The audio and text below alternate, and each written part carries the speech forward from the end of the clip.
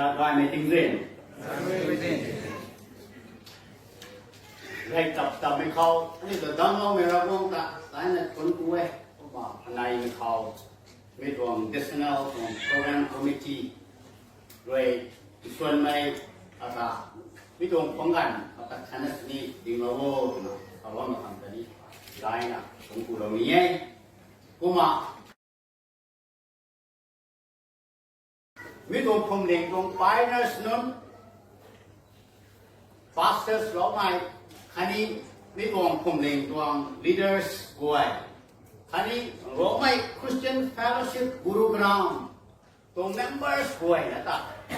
สลามอันนี้คุณกูเราไหมสอนแบบนี้ไง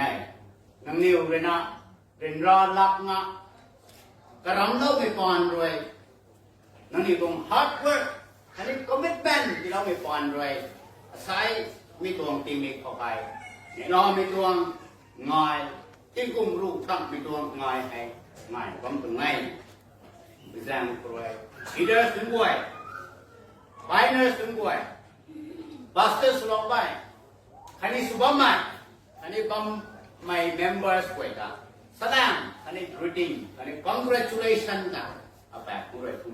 net. Kumamito, Guimito, Pundak, how I ran out from the book of Galatians 6:9, Kuma, Tilonie, Bible side.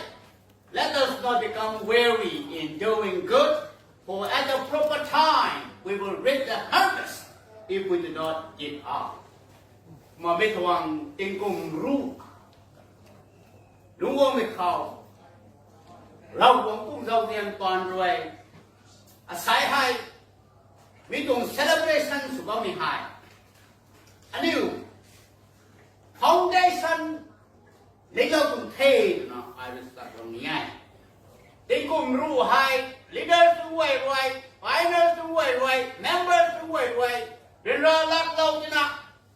มีดวง foundation ให้อาศัยให้10 years ก็เกินกว่าสี่นะ foundation a very strong foundation ให้เรียนใหม่ Rongmei Christian Fellowship Gurugram เลยนะมีดวงไกด์ได้เขาให้มีดวง city เขาให้เลี้ยงเราตรงเทอยู่นี่ตัดลงนี้ง่ายก็มา the purpose of every foundation is to come up a grand building foundation ก็เสียเอาเมกะบ้าพอปัดปัสพอใกล้ๆเมกะเสียเท่าหังรวย foundation ให้ลิงโลกตรงนี้ให้แรงเพราะนะ10 years is a long time and some of you and some of us as human being มันใส่ขนาดสุดแรงเพราะมันใส่ใจปุ่มบ้านปุ่มสุดแรงเพราะลักไม่เรียนรู้ไม่อาสุในบางไม่ I do beauty แต่ว่าไม่นี่นะบางไม่ที่ตัวเราบอกตุลาจะสร้างก็มา Let us not become weary in doing good for at the proper time we will reap the harvest if we do not give up I เจ้าดิ่งขับมาดิ่งบ้าไม่หายนั่งนิ่งตะกะจิวเรานี่มาโค้ Church that there is no retirement in the ministry of the Lord เราหวงตรงแล้วปูเขาชุดนี้แม่เก้ชุดนี้นายหนุ่มเก้ก็มีให้เรากุรุกรามใหม่เซียนใหม่ members ด้วยเขาเรียกเขานี่เป็นตรงไหน rather เราหวงตรงแล้วเราเป็นภาษาบอชุดนี้แม่เก้ retirement แม่เก้ rather we are called to go deeper look ต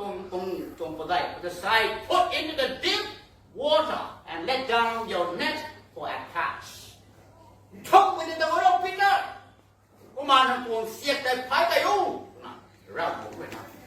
ยิสุคริสต์ทำไมนะพิจารณาเด็ดไหนให้กูเป็นกูมาใส่ให้แน่ติงกูรู้แต่เราคนไทยมีไอ้ foundation ไทยอาศัยกูเรียนขวดแต่ได้ไม่โดนแซงแก้มไทยทุบไปเขาตายแล้วบ้วยนะแกงพวกคนเกนะเย่ดูไม่ได้ให้ตอนนี้เป็นตรงไหนฮีบรูตรงสรุปตรงทับนิสัยtherefore let us leave the elementary teaching about Christ and go into the maturity side สลามีดวงแท้เขาตัวเลยอ่ะทุบไปคนใดตะวันเขา advanced learning คนใดตะวันเขาเกจีกูว่าเป็นคนตัวนั้นแต่ college level คนตะวันเขาได้กูรู้ให้มีดวง foundation เสียงด้วยทิ้งด้วย ไปเกณฑ์ได้ใหม่ resources ด้วยเราไทยอาศัย have strong foundation for the last 10 years and now it is right time not to take holiday นี่ให้อาสาลงนี้ไปตรงไหนในกรุงGurugram Christian Rongmei Fellowship ที่ให้ foreigners will come and build at the first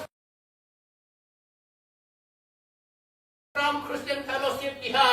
รวมไปตรง Fellowship ที่ให้ทั้งมิตรมังเกยต่างคนในปุ่นเนี่ยควรมิตรมังเกย at the first place คุกกี้ในปุ่นเนี่ยข้าศึกวงมิตรมังเกยก็ไม่แล้วก็นั่งคุยตรงมาใหม่คุยจริงมาใหม่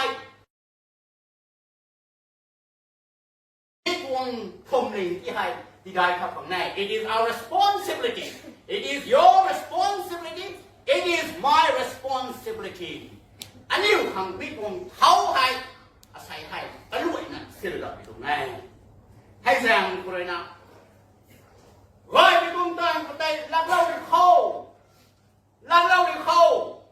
มันใส่ในสุดเดียวกันลักด้วยกันกูง่ายชุดนี้เราได้ด้วยกันกูง่ายแท็กนี่ด้วยกันกูง่ายก็เป็นเกี่ยวคริสตัลสันเขา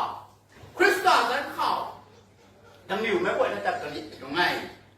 กันในไปตรงติโมธีตรงปะได้ตรงTonight at the second side, I have fought the good fight. I have finished the race. I have kept the faith.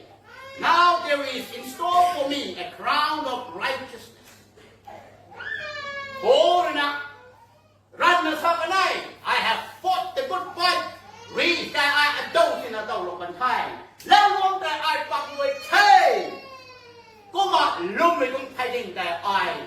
Not because I'm thinking of a time. ไม่ตรงคริสเตียนตรงวันที่ให้ไม่ตรงโป้เลยสมัยใหม่ไทยได้เนี่ยเขาไม่ตรงรัฐไทยก็ดีไม่ตรงง่ายเขาไม่ได้ตรงคริสเตียนตรงวันที่ให้แล้ววงปักไปไหนสักเด็กถึงซ้ายแล้ววงปักไปให้ปักแถวไรก็ทุกไม่ไหวนะปักเลยวงตักนี่ให้มันใส่แววนะวงง่ายอันนี้ตรงคริสเตียนตรงวันที่ให้ก็เขาไม่ให้ไม่บังใจไม่ตรงดุยปุยใจการนักสอนไม่คงโจดันด้วยจากการมักสันนั่งไอให้ใส่ให้ชุดที่เราหนุ่มมาเกยนั่งไอให้แต้มหนุ่มมาเกยนั่งไอให้กันใครรีเราหนุ่มมาเกยอยู่ในที่ให้อันนี้เวลาตั้งเราไปบังจะตั้งมักสันเราหวังว่าเขานั่งไอเก่งนะเพราะว่าไม่ไอหวังเท่นะสามักสันเราหวังที่เราไม่ต้องตานให้เราหวังที่เราไม่ต้องจิ้วจี้ให้กระเท้าให้อันนี้ตามสิ่งต่างๆมันเป็นไงเย่นะLet us strive for His glory, not getting weary. Let us serve the Lord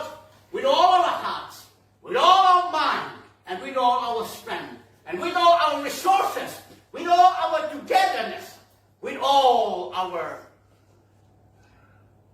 gifts that God has given to all of us to be made. ในวันนี้ต่อไปก็เรียกนี่ไปตรงนี้ให้กูเป็นเงินข้าวอันนี้ว่าให้มีดวงกายได้ตรงสวีมลิงสุกนี้